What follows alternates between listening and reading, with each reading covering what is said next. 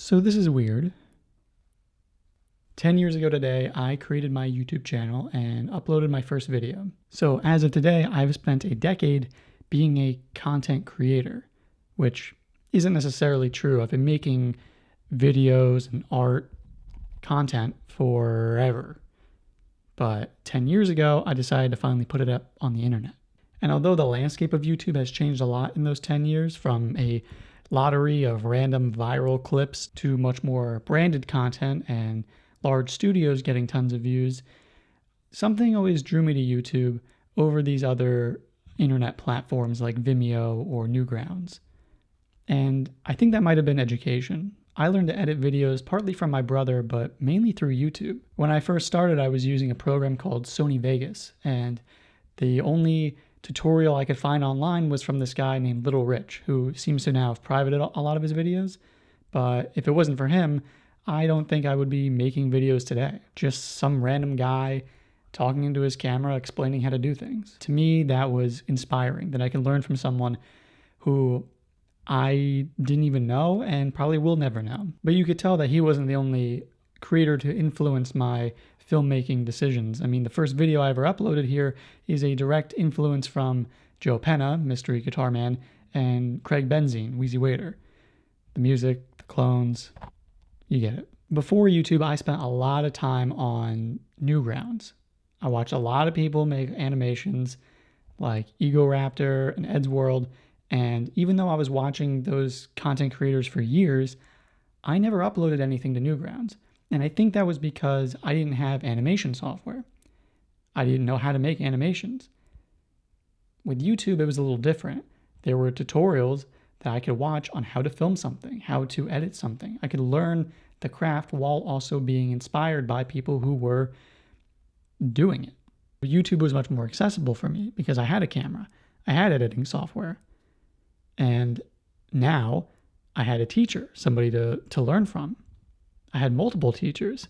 And as content like Film Riot and Cinecom.net came on the scene, it was like, oh, now I can learn so much more quickly. I wasn't getting that experience on Newgrounds. I still remember the first couple of YouTube videos I ever watched way back in 2006, 2007. I remember my cousin showing me videos like Pokemon Spoof and Burgers and Fries the Cat and Bo Burnham. And I immediately thought, oh, forget TV.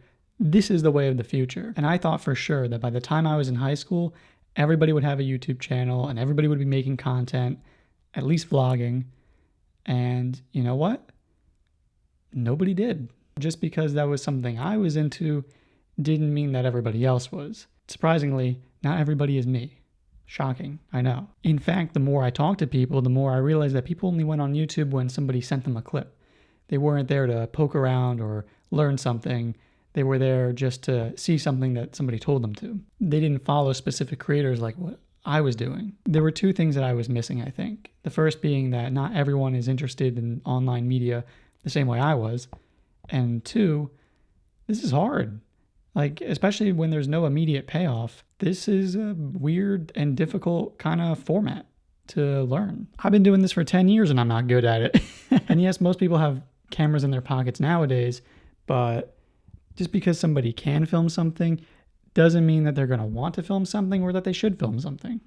Or that they don't even know how to film something properly to get the right shots to tell their story. Filming is its own discipline with so many things to think about, like composition and lighting and sound. And beyond that, you have editing, which is an entirely different discipline. And then you have distribution, like publication and social media, like that. Those are jobs in themselves. So I think on the surface, it doesn't seem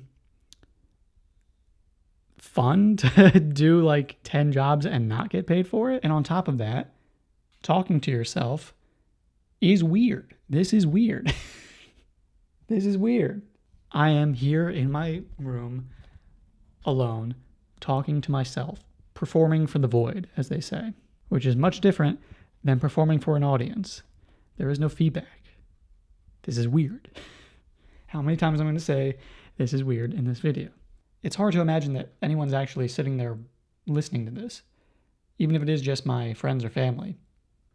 Hey guys, I'm talking to nobody. I'm talking to myself. Making content like this is a weird and strange thing that I do, especially when there's not much immediate or noticeable payoff. So if nobody I know is doing it and I'm not getting paid for it, why am I doing it? And that's something that I think ask myself too often. But the more I do it, the more I realize that it's fun to just make things, at least for me. I think there's a part of me that wants to showcase the work that I've made, like the short films that I've made or other projects that I work on. Like YouTube is a great portfolio. It's a display of, hey, look at this thing that I made. And maybe one day it could get picked up by an agent or a manager or something.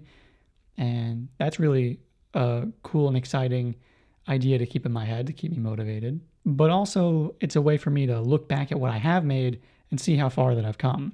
Even the last couple short films I made, I look at them and think, wow, I could do so much better now, even though it's only been like a year or two. This is an exercise in getting better. At this point in my life, I've made quite a bit of content. Some of it that lives on this channel and some of it that doesn't. Some better, some worse. But I think the takeaway is that I've made the content that doesn't just live in my brain anymore. Like, it's out there. And I can now fill that space with something new. Maybe a new video idea, maybe a new passion project, who knows? But I don't think I would be able to do that if I didn't start making the content in the first place. The first YouTube video I made wasn't great. The first technical video I made wasn't great. This video, probably not going to be great either. But you know what? It exists. And I think that's the important part, is that I've had this idea of making these YouTube videos for such a long time that just getting it out of my head is good.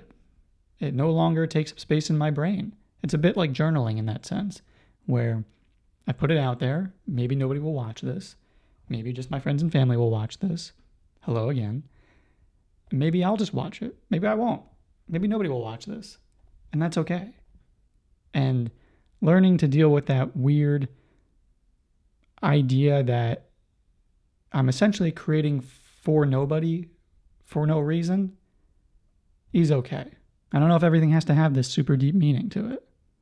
We can just do the thing. I have a lower rank on Social Blade than when I started to take YouTube seriously about a year ago. How does that work?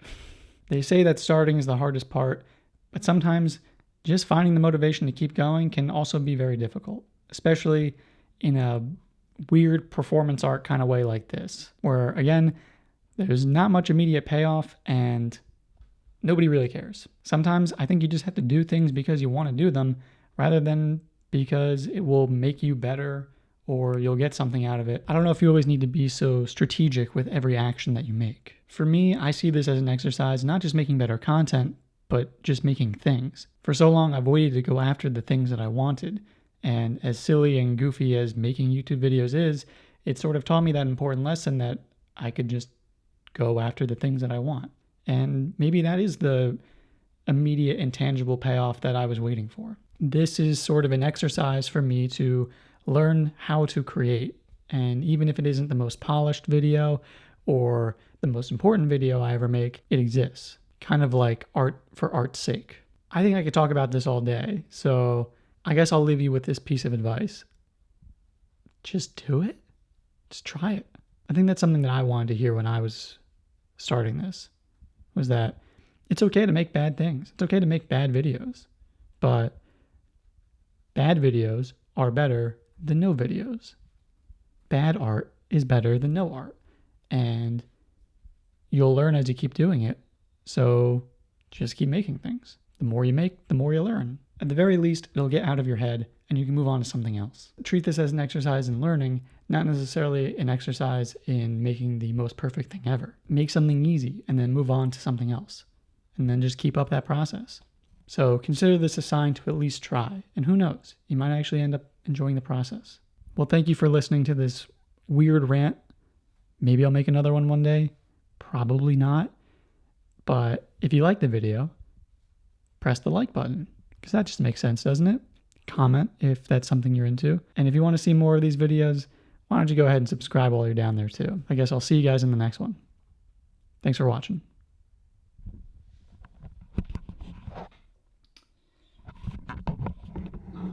I was in focus.